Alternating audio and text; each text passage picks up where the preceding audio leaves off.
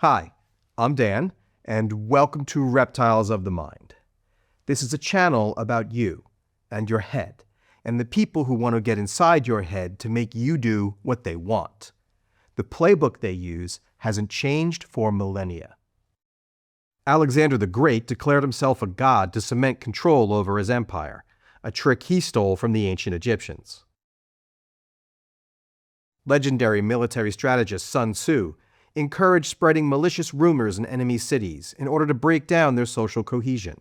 Roman coins were embossed with pictures and short messages proclaiming Caesar's virtue and later Mark Antony's depravity. In other words, they literally used memes as money. An American founding father, Benjamin Franklin, was a world-class troll. To boost the circulation of his famous almanac, he announced that a rival publisher had died. When the rival publisher protested that he was in fact still alive, Franklin simply said it must be his ghost doing all that complaining. Franklin kept this up until the other publisher actually died, which is amazing. Oh, and during the American Revolution, he published fake news articles claiming that Native Americans were collecting colonial scalps for the British, which is less amazing.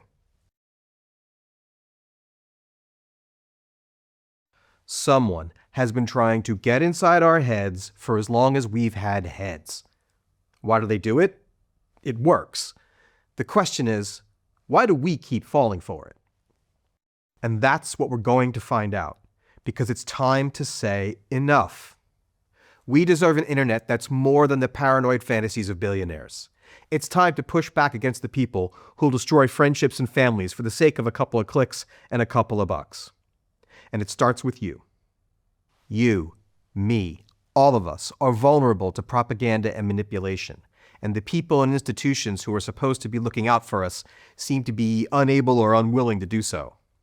We're on our own, so we all need to learn a little mental self-defense.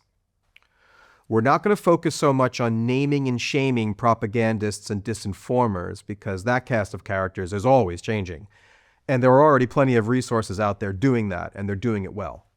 We are going to focus on how we form our opinions and beliefs, because if we can understand that process, we can understand how that process can be hijacked. It's not about throwing out everything you believe in, but rather about asking yourself how you got there.